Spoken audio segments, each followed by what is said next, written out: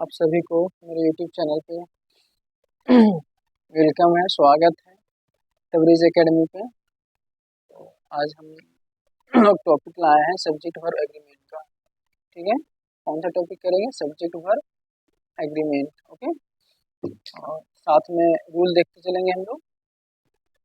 ठीक है, रूल भी बताते चलेंगे ताकि क्वेश्चन सॉल्व करने में इजी होगा। ठीक है, पहला क्वेश्चन, पहला दूसरा तीसरा आप लोग सॉल्व कीजिए, फिर हम बताते चलेंगे रूल के साथ। पहला क्वेश्चन है, आशा है कि आप लोग कर चुके होंगे।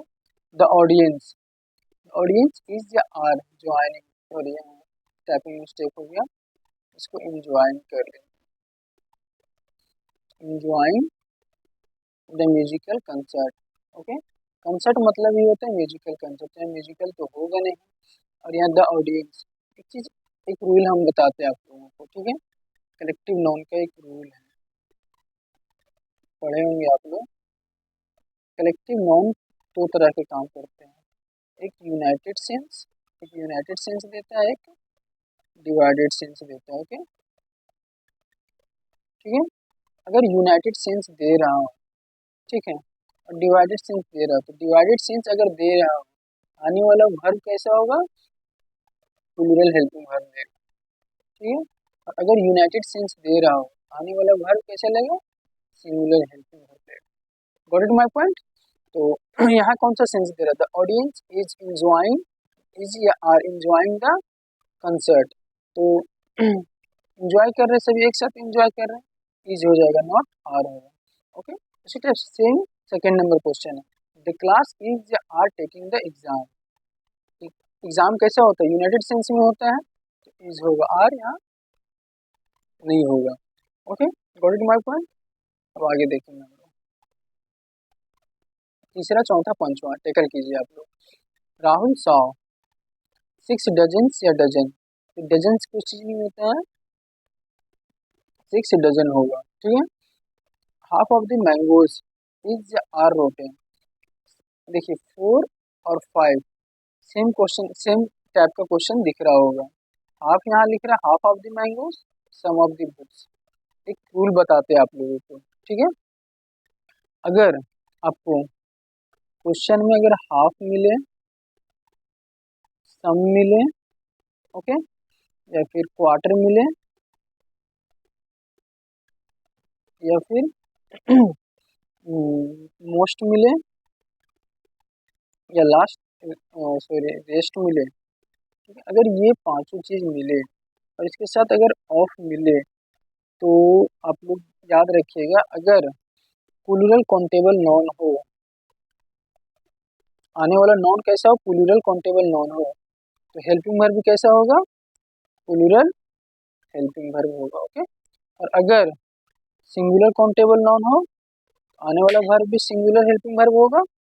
ठीक है, और थर्ड नंबर, अगर अनकाउंटेबल नॉन हो, ठीक है, आने वाला वर्ब भी सिंगुलर हेल्पिंग वर्ब लेगा। ओके, ये आप लोग याद रखिएगा। अब क्वेश्चन इजी बन जाएगा। Half of the mangoes, half of the mangoes ये क्या है? प्लूरल काउंटेबल नॉन है, नॉन कैसे है? प्लूरल है, आने वाला वर्ब कैसे लेगा? प्लूरल लेगा, नॉट सिंगुलर। ओके, 5 नंबर भी सेम है। Some of the books, the books कैसे हैं? प्लूरल काउंटेबल नॉन है, आने वाला भी कैसे लेगा? प्लूरल लेगा, नॉट सिंगुलर। ओके, उम्मीद होगा कि आप लोग समझ गए होंगे। अब देखिए 6, 7, 8 टैकल कर लीजिए।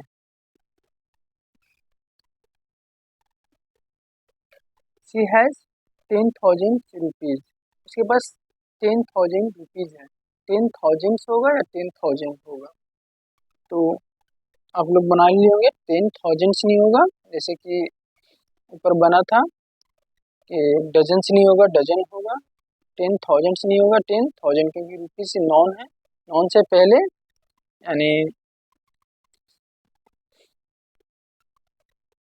1000 होता है। 1/3 ऑफ 50 स्टूडेंट्स, ठीक है, 1/3 ऑफ 50 स्टूडेंट्स हैज या हैव कम, क्या हो जाएगा? 1/3 of 50 students have come, has come, ठीक है। आगे क्वेश्चन 8 नंबर देखिए। 5% ऑफ द रोड वाज या were clean. 5% of the road was या वर क्लीन, तो द रोड वाज वर नहीं होगा। ओके, 10, 11, 12 टैकल कीजिए आप लोग। द 10% ऑफ 2000 बुक्स वाज या वर रीड। अब देखिए परसेंटेज निकालने आता है आप लोगों को। 10% का निकालिए, 10/100 इंटू कितना दिया हुआ है 2000, 2000 इसको निकालिए तो 1010, दो एकम दो, 200, तो 200 बुक वाज या वर रीड। 200 बुक से एक क्या प्लूरल है, प्लूरल के साथ हमेशा। आशा है कि आप समझ गए हैं। 1/5 of the road is are broken, क्या हो जाएगा 1/5 ऑफ द रोड इज, तो क्वेश्चन था is not are, is broken. Same question है, 1/5 of the roads are broken. अब देखिए 13, 14 एंड 15 क्वेश्चन सॉल्व कीजिए। यहाँ एक रूल बताएंगे आप लोगों को, पहले आप लोग सॉल्व कीजिए। क्या है question, Mohan with the goats has या हैव गॉन ऑन ए हिल।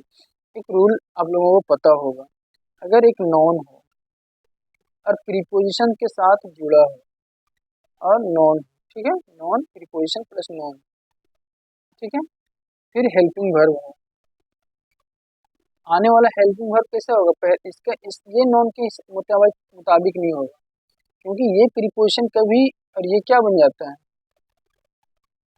आगे पता चलेगा आप लोगों को। प्रीपोजिशन के अगर प्रीपोजिशन मिले प्रीपोजिशन के साथ तो ये कभी सब्जेक्ट नहीं बनता है प्रीपोजिशन के साथ।